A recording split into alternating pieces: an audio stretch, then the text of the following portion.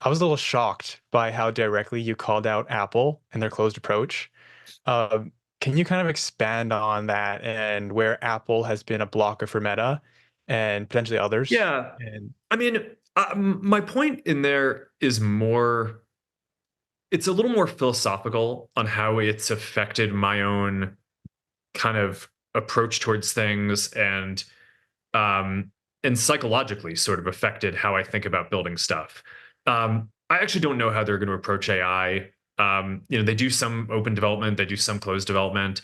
By the way, I think it's worth noting, like, I don't actually consider myself to be an open source zealot. I just think that in this case, I think that open models are going to be the standard, and I think that that's going to be good for the world. But we do open development, we do closed development, so I get it, right? And I'm not saying that Apple's necessarily going to be on the wrong place on this um, for AI.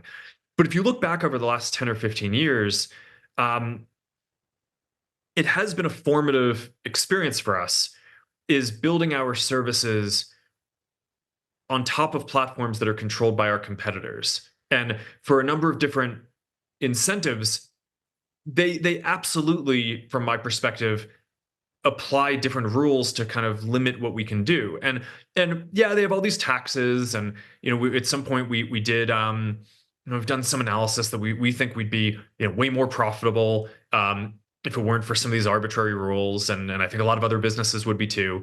But honestly, the money part, I think, it's annoying, but for me, it's not the biggest thing. I think it's a little bit soul crushing when you go build features that are what you believe is good for your community, and then you're told that you can't ship them because some company wants to put you in a box so that they can better compete with you.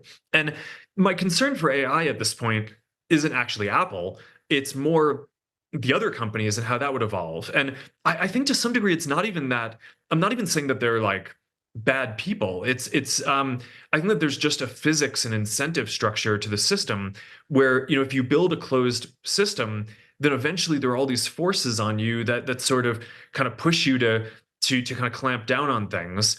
And I think that it will be a healthier ecosystem if it's developed more like the web, but um, but more capable. And I think that, because of how mobile developed, where the closed model won, right? I mean, it's like Apple, I think, has really reaped most of the benefits in terms of, there might be more Android phones out there, but like Apple gets like almost all the profits from mobile phones.